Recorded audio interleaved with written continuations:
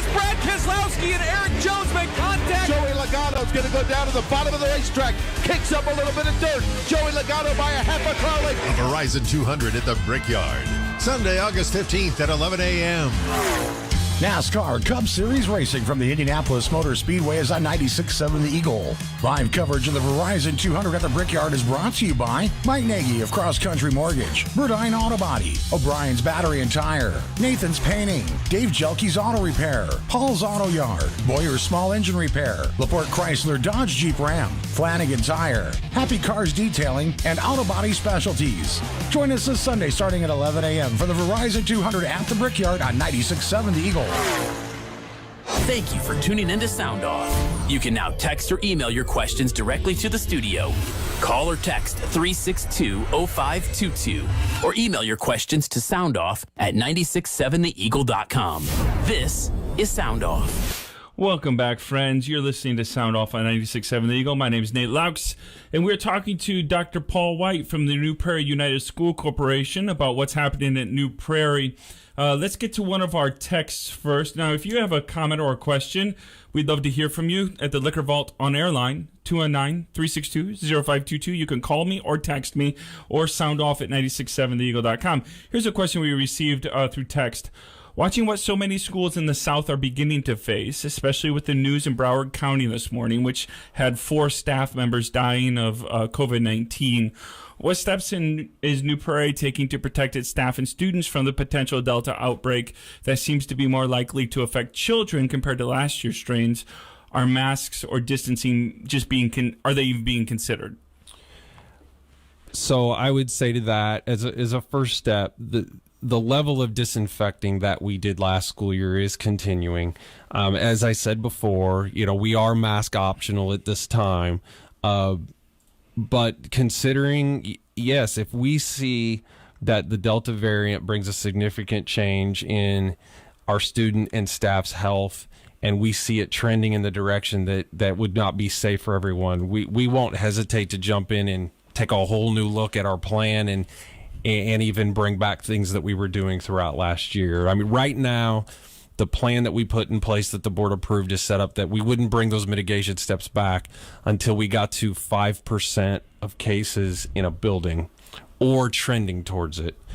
But with the variant and what we learn every day, I would continue to say that we'll be in constant monitoring conversation, and we could need to jump in and relook at it. I would not rule that out. Do you know, was there ever 5% in a build or more in a building last year? No, there was not. But at the same time, last year, we jumped in and put a school on e-learning when we got to 1.5%, and we jumped to a hybrid model if we got to 1%. So we didn't let it get to that point. So, I don't know that it would have gotten to that place.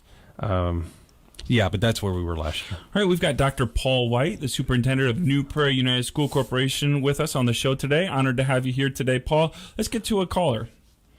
Hello, you're on Sound Off. Thanks so much for listening. Thanks for calling. What's your question for Dr. White? Hello. Assuming that the Delta variant is already all over, your terminology is trending. What steps actually can you describe a way to differentiate between normal school sniffles and the Delta variant, assuming that the general public is not following the guidelines? And one more, is there an off-the-shelf response ready for at-home learning, interfaces being all the same? I noticed last year that some of the interface, depending on the teachers, was different and created just a small amount of irritation. But overall, I thought it was a really good process that we had last year. I think your level of communication with the general public is outstanding. I'm really thankful to have this level of communication and at least information given out to us.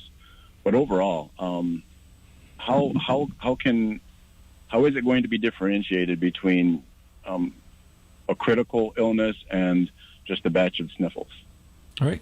Thanks so much for calling. What's your comment to that, Dr. C? Okay, that question. So our health services staff and our director of health services, Kathy Zilke, they have really done some outstanding work in the last year and a half with this entire pandemic, and they have gone through a lot of ongoing training that they get through the Indiana State Department of Health, and our Director of Health Services also brings into place from her collaboration with area healthcare leaders.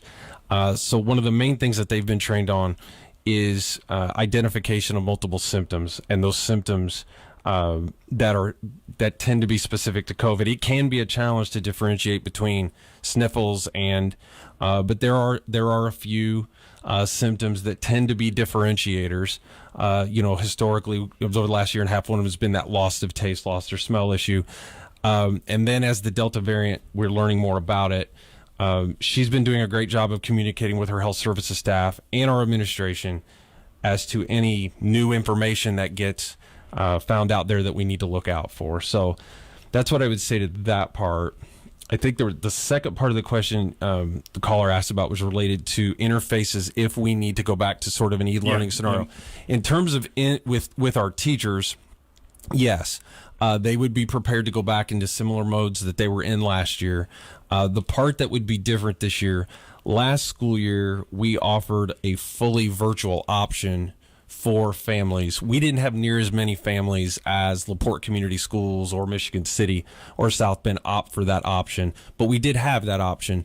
We do not have that option set up or available at this time. So I don't think the caller was speaking to that part, but if he was, we do not have that available at this point. And we would tend to, we'd like to keep our students with our teachers as much as possible. Our teachers do some outstanding work.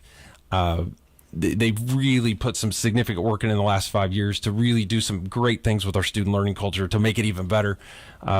So we, on that piece, if that was part of the question, we do not intend to offer a fully virtual option at this point in time.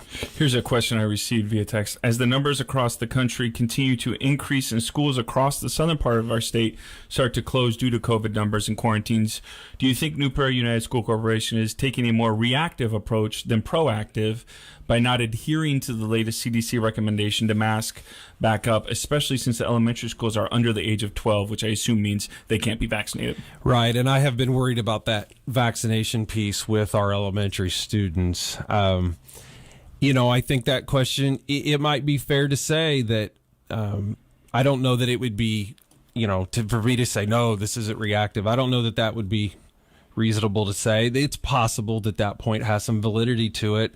But at this point, when we came together in those meetings throughout July, this is what we felt was best for our school system at this time.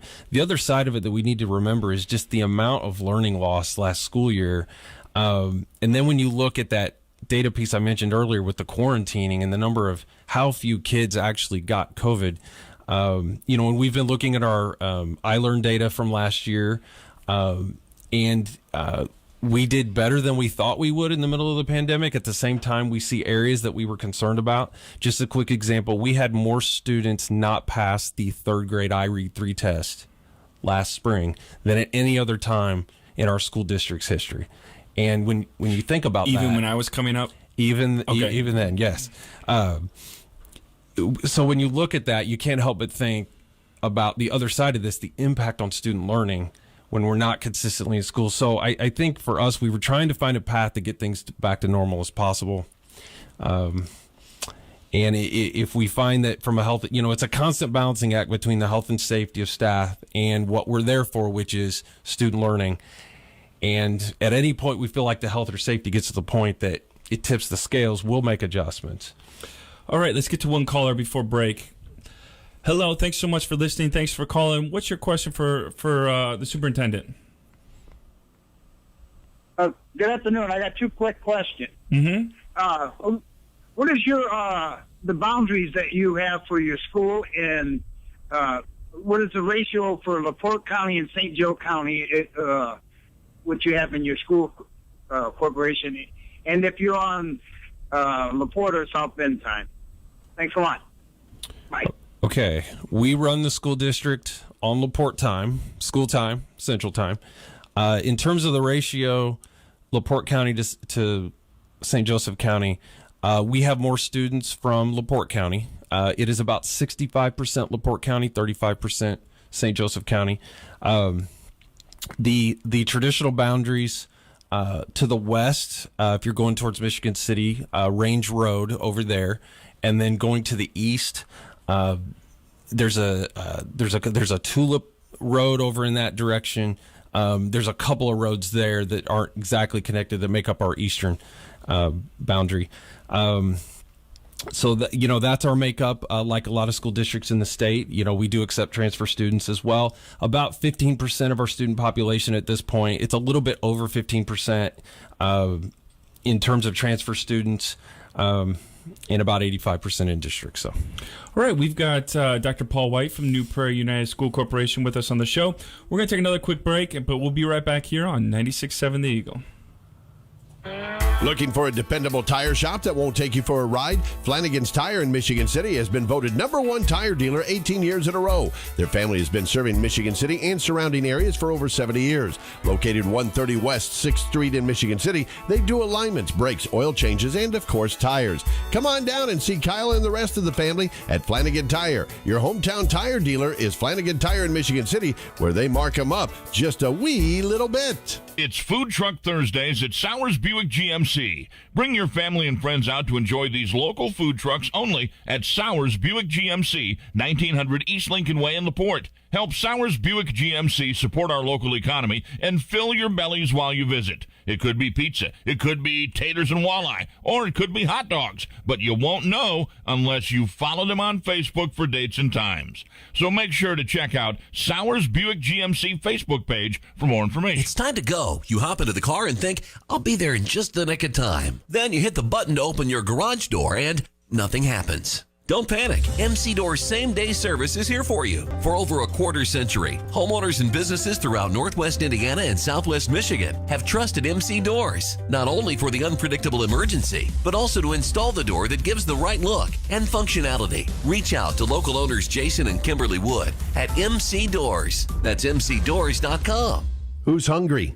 Good, because I've got a deal for you. Dennis Siddell here to introduce something new to the Morning Mayhem every weekday at 6:50 a.m. It's Denny's Diner. Yep, I'll be cooking up some trivia questions, and if you have the correct answer, you'll be the winner of a $20 gift card from either JJ's Sideout Bar and Grill, the Burger Bar and Grill, Ringer Sports Bar and Grill, Nowhere Bar and Grill, or Louis Cafe. So join me weekdays for Denny's Diner at 6:50 a.m. on the Morning Mayhem for your chance to win here on 96.7 The Eagle. Look at all the things I've collected over the years in here, Dave. Why, Dad? So you'll have many things to remember me by, and, I'm sure you can use it all someday. But, Dad, I can't use all these things. Yep, and just think, it's all yours someday. Oh, wow. Thanks, Dad. Is that a bumper I see buried with this stuff?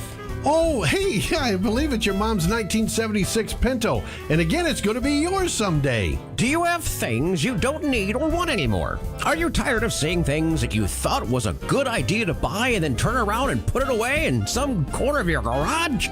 Well, you're in luck. At 96.7 The Eagle, we can help by reading your garage, rummage, estate, or yard sale during Tradio. All you need to do is visit hometownnewsnow.com, click on the Submit tab, and fill out the form, and we'll contact you for the payment. It's that simple. Of course, we do accept debit and credit cards for payment. So listen weekdays at 9:45 for your sale to be read live on 96.7 The Eagle, and check out the listings at hometownnewsnow.com.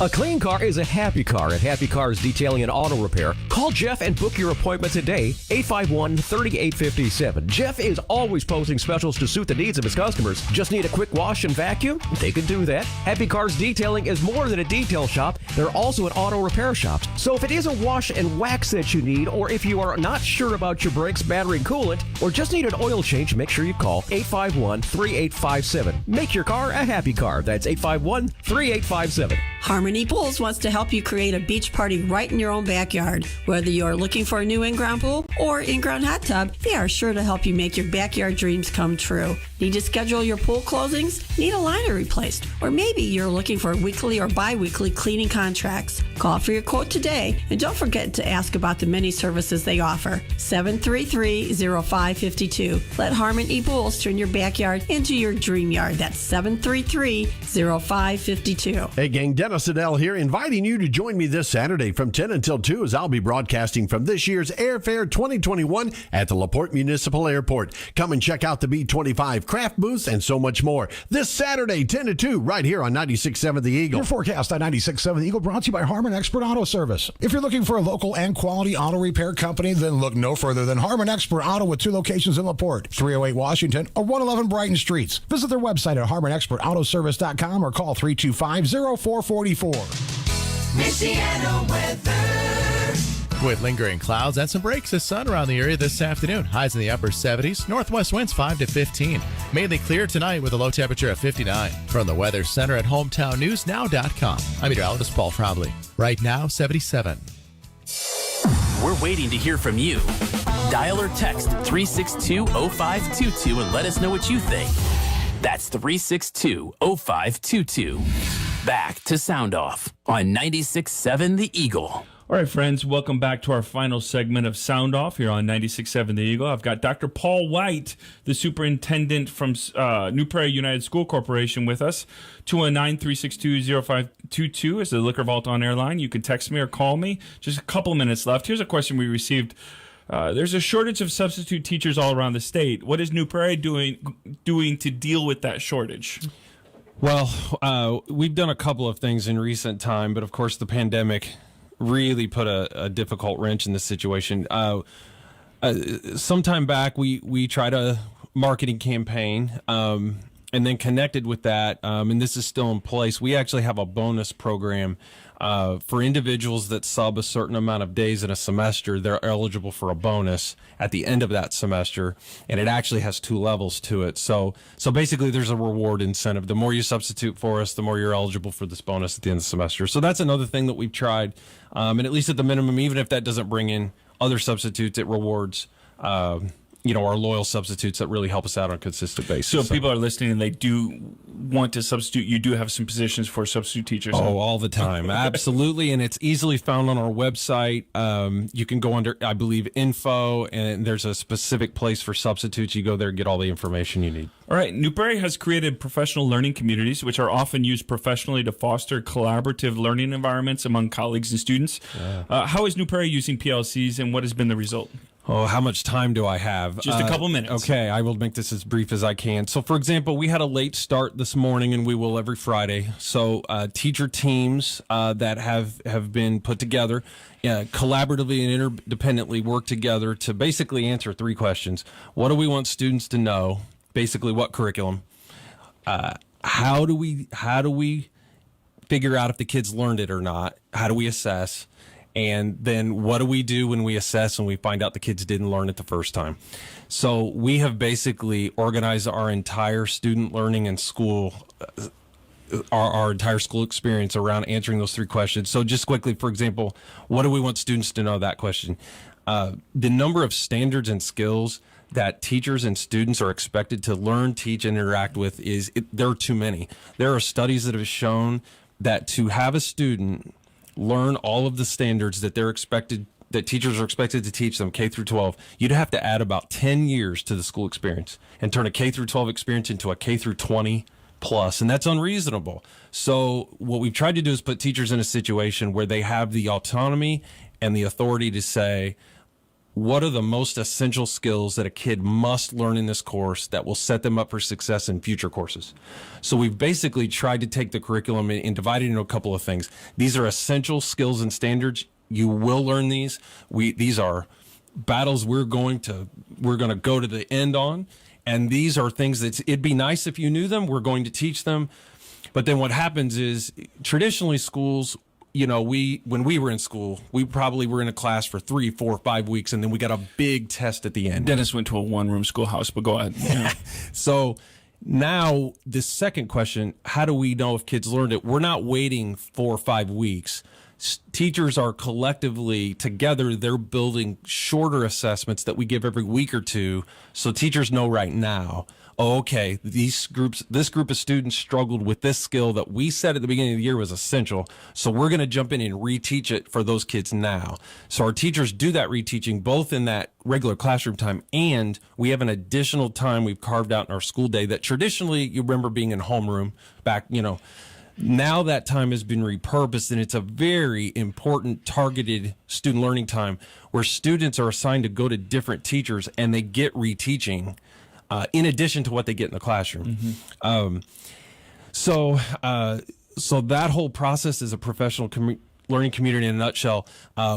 Here's one result piece to that question, Nate. Our math iLearn scores in particular last school year, despite the pandemic, were some of the highest pass rates that our school district has ever. We were above the state average at levels that we have not seen.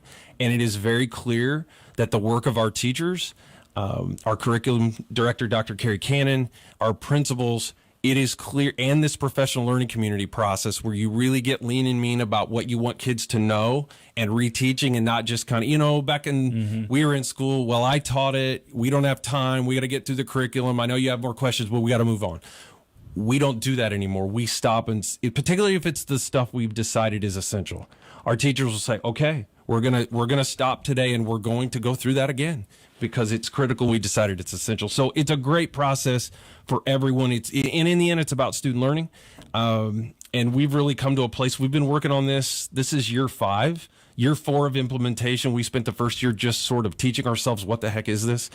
And we're starting to see some pretty amazing results. Last thing I'll say, the last piece of it that we're putting in, there's kind of another phase of it for kids, identifying students that are significantly behind grade level to their peers, that there's another layer of learning supports for them that is done in a way that they still get all their core instruction with their grade level classmates, and at other times of the day they're strategically worked with on their reading and math skills that they're 2, 3, 4 grade levels behind to try to get them up to speed before we get out of high school, for example. So we're excited about that. We're just starting to get that part of it in place. So in a nutshell, that's the answer to that question. All right, here's a final question for you then. Do you worry about what it says to students to not listen to the experts on COVID-19? Is that a good example for educators to be setting, I assume, on the masks and things like this? Yeah, sure. I mean, to be honest, yeah, I worry about this topic every day. Last year, I worried about the topic from the standpoint of we're requiring masks every day. And that was a stance that I largely was a very strong proponent of. And I worried about the mental health and safety side of that. For example, I had multiple teachers and administrators say to me over the last couple of days as we started school on Wednesday, we met our sophomores for the first time, meaning last year, those kids were masked all year, and we saw their entire face for the first time in the last couple of days. So I worry about that side of it too. The attempts that we went to separate kids over the course of the school day and the lack of social interaction. And it's interesting. I realize a lot of the questions that are coming in today are from that side of it, but we've gotten a significant number, really more this summer, input from parents in the New Prairie community advocating for, we got to give kids an opportunity to attempt to get back to normal. And we largely ended up agreeing with that. But I understand the question. And sure, I worry about this topic every day and the responsibility to keep people safe and healthy. The last thing I want is for something catastrophic to happen. None of us want that. So sure, I worry about it, and we'll continue to worry about it. All right. Well, Dr. Paul White, it's such a great honor to have you with us today. I hope you'll come back sometime. I'll give you the final word. What do you want our listeners to know? Wow. We just really appreciate the community support that we have. New Prairie is a special place. And one of the reasons why is just the amount of community support. And it's obviously our parents and our teachers, but I also really appreciate the way in which our community members that don't have students in the school system, they support and keep track of what we're doing. Those district newsletters that we send quarterly. I get stopped by a lot of community members whose kids aren't in school anymore, and they'll say, "Hey, I just read that newsletter, and it was great to hear about that." And I just have been always struck, and it just goes to the amount of pride that exists at New Prairie, and it's why I'm a lucky man, and I have a great job. It's a great place, and we just appreciate everybody's support. And you are going to work on the Nathan Laux Memorial Middle School at New Prairie, right? We have got to figure something out there. That's right. We've got the Snyder and Smith cross country course. Maybe we could, the Laux Middle School, something or other. All right. Well, thank you so much. Thank you so much for listening. Thanks so much for calling. Thanks for texting. We appreciate you so much. We're going to be back here on Monday here at about 12:15 again. I want to thank Dennis Siddall for producing. Thank you, Jeff Wugeser, for editing our episode today. And again, thank you to Dr.